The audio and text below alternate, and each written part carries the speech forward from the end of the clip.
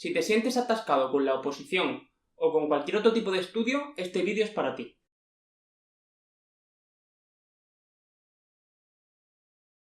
Estoy leyendo un libro que se llama Mindset, la mentalidad del éxito, de Carol Dweck, que es una psicóloga estadounidense, y he pensado que por la materia que trata puede ser útil para algunos opositores, así como algunos estudiantes que puedan seguir este canal en el futuro.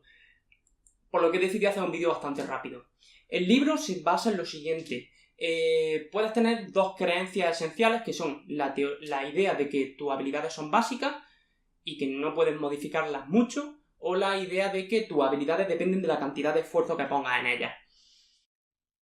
Si piensas, por ejemplo, que tu inteligencia es fija, vas a comportarte de una manera diferente a si piensas que tu inteligencia puede desarrollarse con el tiempo y con el esfuerzo.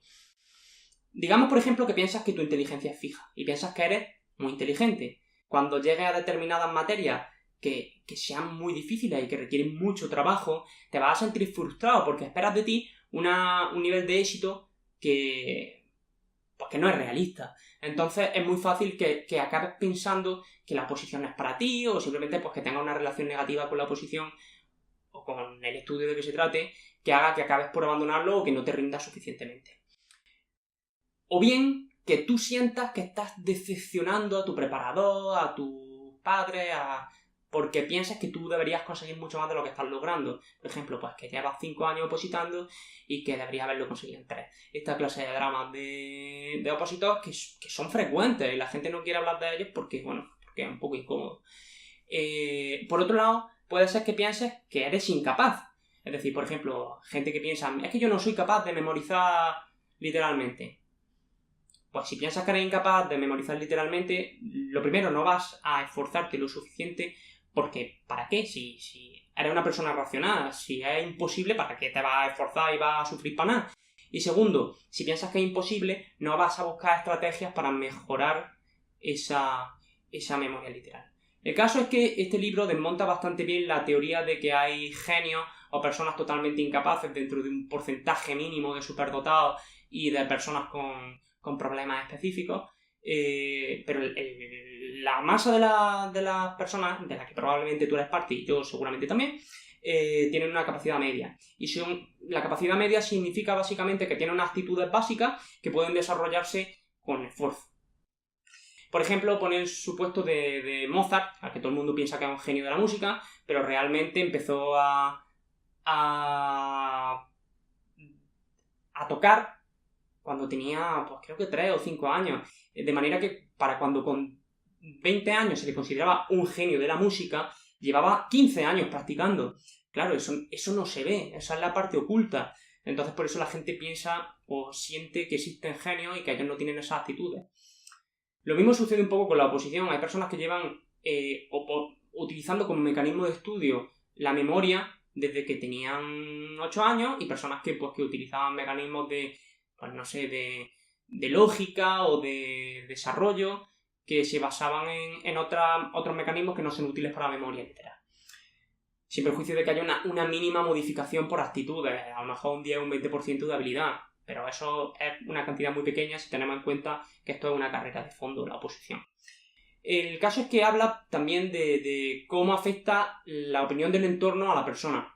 Por ejemplo, que si una persona piensa pues que su entorno considera que es un genio, eso puede afectarle a su rendimiento, porque le añade una presión añadida muy importante. Así, por ejemplo, yo conozco el caso de una opositora a la que su preparador la consideraba el buque insignia de su grupo de opositores y siempre le estaba diciendo que era la mejor opositora porque tenía las mejores cualidades, porque tenía mucha memoria, porque se sabía muy bien los temas, cantaba muy bien, toda esta clase de cosas. Pero no la premiaba nunca por su esfuerzo, sino porque tenía una especie de habilidades o dones.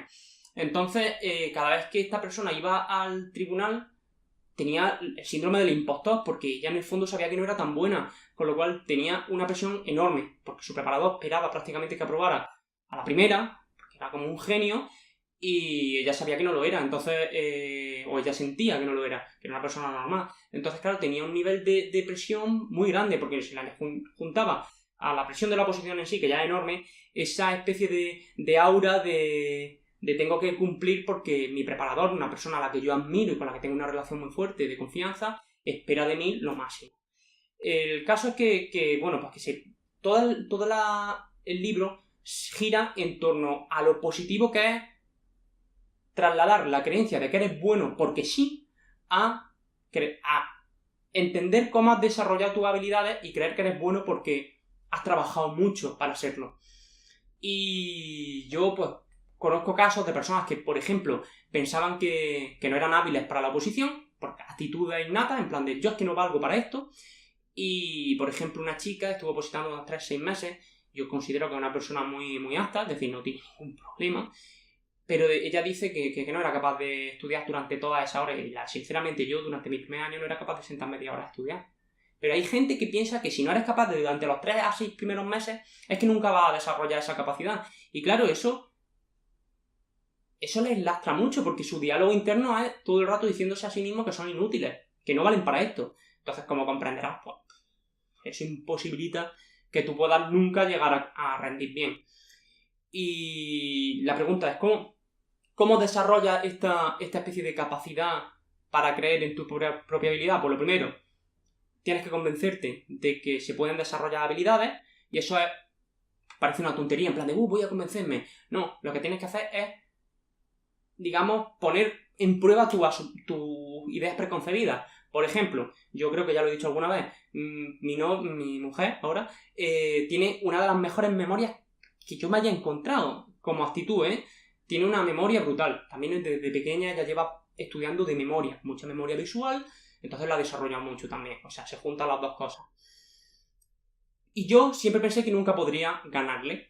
Entonces decidí comprobar si esa asunción era real. Un día me di cuenta y dije, coño, es que creo que tengo una limitación. Voy a ver si eso puedo desmontarlo. Lo que hice fue utilizar un sistema de memoria que se denomina sistema persona-acción-objeto, junto con el método LOCI, que explico en mi lista de correos. Si no te has apuntado, puedes apuntarte en el blog. Voy a dejarte un link debajo. Y estos dos métodos juntos me permitieron memorizar una serie de 16 números. Ella los memorizó en cuestión de como 15 segundos. Yo tardé como 1 minuto y medio. La cuestión es la siguiente. Yo todavía me acuerdo de esa serie de números. Y fueron estas navidades, no las anteriores. Es decir, en el año 2016 o 2017 en enero. Ella, lógicamente, ya no se acuerda. ¿Qué significa eso, que yo tengo mejor memoria que ella? No. Significa que yo desarrollé un método, o utilicé un método que ya estaba desarrollado, para mejorar cómo funciona mi memoria, para memorizar esa serie de números.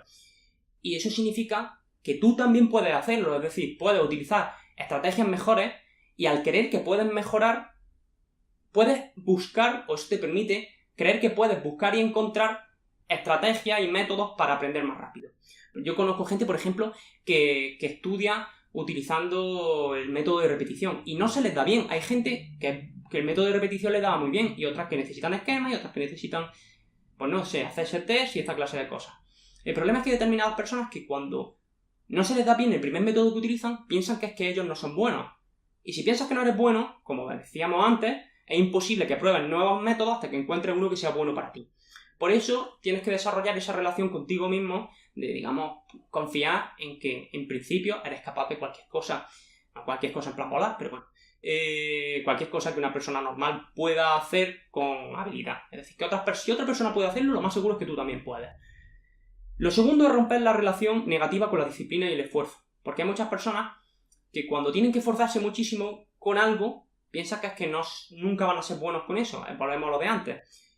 Y generalmente es al revés. El esfuerzo es lo que produce que seas bueno. Y no es que el esfuerzo demuestre que no eras bueno, es que el esfuerzo es lo que te ha convertido en bueno. Y por último, hay que, esto lo recomiendo mucho, ponerse objetivos y mediciones claras. Por ejemplo, yo para demostrarme que podía mejorar mi memoria, hice este pequeño reto, digamos, con mi novia. Tú pues podrías, no sé, por ejemplo, medir cuánto tiempo tarda en memorizar artículos, por poner un ejemplo. Si lo que quieres es memorizar más rápido, o si lo que se trata es de una cuestión de física, pues puedes medir, por ejemplo, el tiempo que tarda en correr una determinada ruta. Con lo físico es mucho más fácil, porque es como más visual. Pero es muy recomendable que también lo hagas cuando se trata de una cuestión de estudio, porque al ponerte objetivos y metas claras, puedes ver que vas mejorando. Es que si no, es una cuestión muy, muy difusa y la mayoría de opositores no se dan cuenta de cuánto han mejorado. Yo he hablado con algunos opositores que llevaban un año y decían, no, es que estoy atascado. Y yo pensaba para mí, joder, pero si cuando empezaste no eras capaz de cantar y ahora cantas bien, no cantas para probar, pero coño, es que llevas un año. Entonces, el ponerte objetivos y mediciones te permite ir viendo cómo te desarrollas y romper en metas conseguibles tu objetivo hace que te motives mucho más. Por eso los preparadores ponen los bloques por temas y no te dicen estudiate un bloque entero, te dicen estudiate estos temas porque así tienes pequeños éxitos todo el día. En definitiva, se trata de lo siguiente. Para que te salgas del atasco en el que puedas estar en la oposición necesitas creer que puedes salir de ese atasco, porque si no, no vas a poder salir de ese atasco. Creer que puedes mejorar tus habilidades, lo cual no significa que tengas que desarrollar todas las habilidades del mundo, tienes que decidir cuáles son importantes para ti. Y por último, darte cuenta de que la opinión de los demás sobre ti no es realista porque ellos no están contigo todo el día. Si piensan que eres un genio o que eres un inútil, no tiene que afectarte. Tú tienes que saber si has puesto suficiente esfuerzo o no para ganarte el resultado que has recibido. Y a veces puedes tener mala suerte, porque la oposición tiene muchos factores de suerte. En definitiva, os recomiendo mucho este libro. Se llama, como decía antes, Mindset, la mentalidad del éxito, de Carol Dweck. Os voy a dejar un link debajo. Y como son historias más o menos cortas, porque está orientado al público en general, aunque está hecho por una persona con estudios específicos, muy complejos, es decir, tiene libros mucho más complejos que este en concreto está pensado para la divulgación. Y eso significa que cuando terminas de estudiar puedes leerte un capítulo o 10 páginas y sacar algunas ideas que son interesantes. Así que espero que os ayude, espero que este vídeo os haya servido y espero que creáis en que podéis conseguir vuestra plaza, porque la realidad es que ya creáis que podéis o creáis que no podéis, estáis en lo cierto. El creer es esencial.